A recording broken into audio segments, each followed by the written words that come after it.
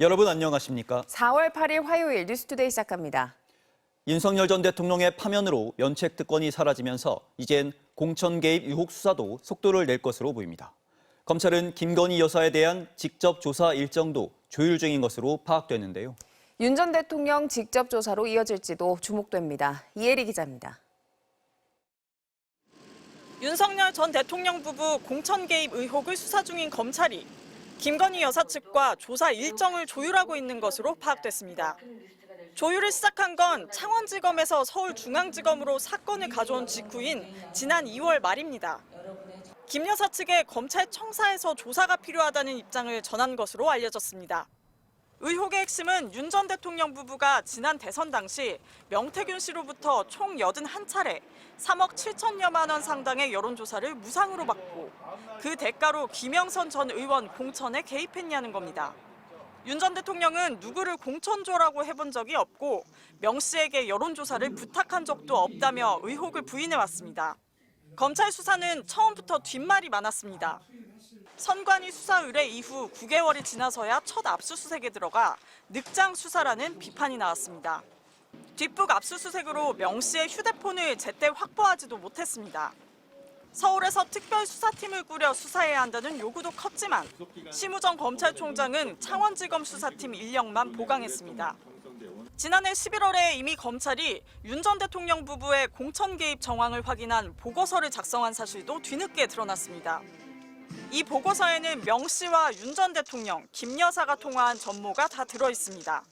내가 상현이한테 내가 한 번 더 얘기를 할게. 걔가 공관위원장이니까.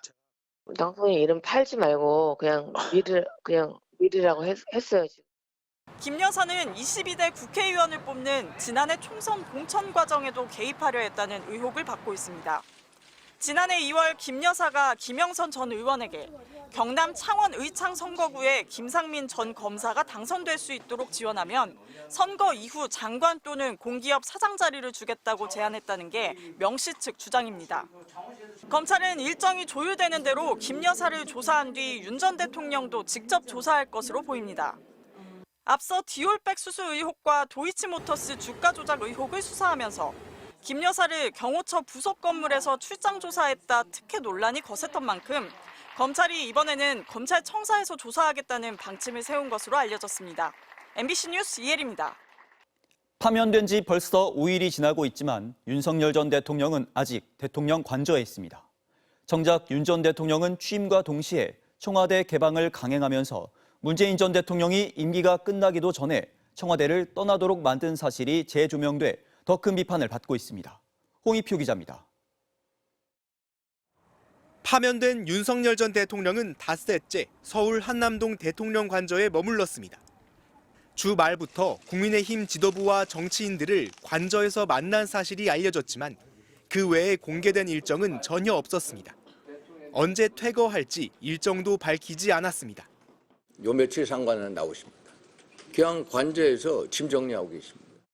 지난 2022년 윤 전 대통령은 자신의 취임일 새벽 0시 청와대 개방을 약속했습니다. 협조를 거부하신다면 강제할 방법이 없습니다. 5월 10일 0시부로 윤석열 당선인은 청와대 완전 개방 약속을 반드시 이행하겠습니다. 결국 전임자 문재인 전 대통령은 임기 마지막 날을 청와대에서 나와 호텔에서 보내야 했습니다.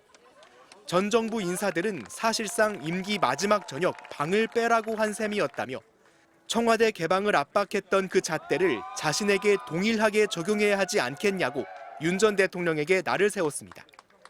윤 전 대통령은 또 용산으로 대통령실과 관저 이전을 강행하면서 경호 인력의 거처가 필요하다는 이유로 국방부와 합참 관사 18채를 최대한 빨리 비워달라고 요구하기도 했습니다.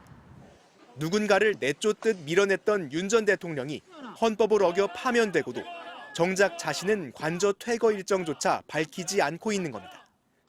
내란죄로 기소되어 형사재판을 받고 있는 민간인이 대통령 관저에 있을 수는 없습니다. 지금 당장 방 빼야 합니다. 윤 전 대통령의 퇴거 일정조차 불확실한 가운데 정부는 파면 결정 60일째인 6월 3일을 대통령 선거일로 잠정 결정했습니다. 대통령 권한대행 한덕수 국무총리는 오늘 국무회의 의결을 거쳐 선거일을 정식으로 공고할 예정입니다. MBC 뉴스 홍익표입니다. 트럼프 대통령이 중국에 보복 관세를 취소하지 않으면 50%의 추가 관세를 부과할 거라고 경고했습니다. 그러면서 다른 나라와는 즉시 협상을 시작하겠다고 했는데 그렇다고 강경 방침을 수정할 가능성은 낮아 보이는데요. 우리나라 정인교 통상교섭 본부장은 내일 워싱턴에 찾습니다. 김재용 특파원입니다. 중국이 똑같은 34%의 맞불 관세 계획을 발표하자 트럼프 대통령이 즉각 추가 압박 조치를 공개했습니다. SNS에 글을 올려 중국이 8일, 즉 내일까지 계획을 철회하지 않으면 9일부터 50%의 추가 관세를 부과할 것이라고 으름장을 놨습니다. 중국이 요청한 대화도 취소할 거라며 타격은 중국이 받고 있다고 주장했습니다.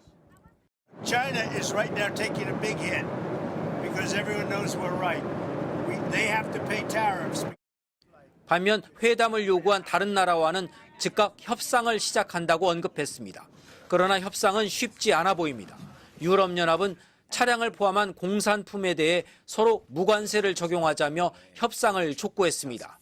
We stand ready to negotiate with the United States. Indeed, we have offered zero for zero tariffs for industrial goods. 미국의 반응은 차가웠습니다.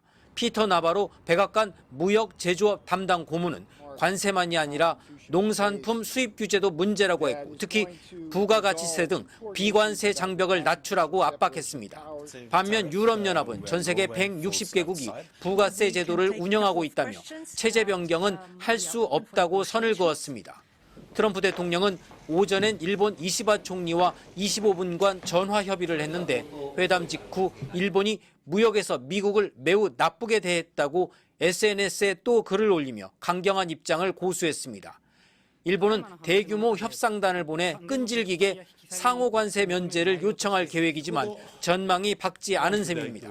이런 가운데 정인교 통상교섭본부장이 이곳 시간 내일 즉 8일 워싱턴을 방문해 무역 대표부 등과 협의에 들어갑니다.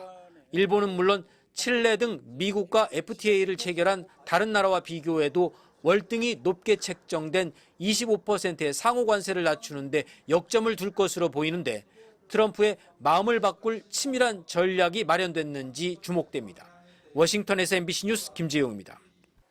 지난달 대형 산불이 발생했던 경남 하동에서 또 산불이 났습니다. 또다시 대피에 나선 주민들은 밤새 뜬 눈으로 진화 과정을 지켜봤는데요. 야간 진화 작업에 속도가 나면서 진화율은 99%까지 올랐습니다. 이선영 기자입니다.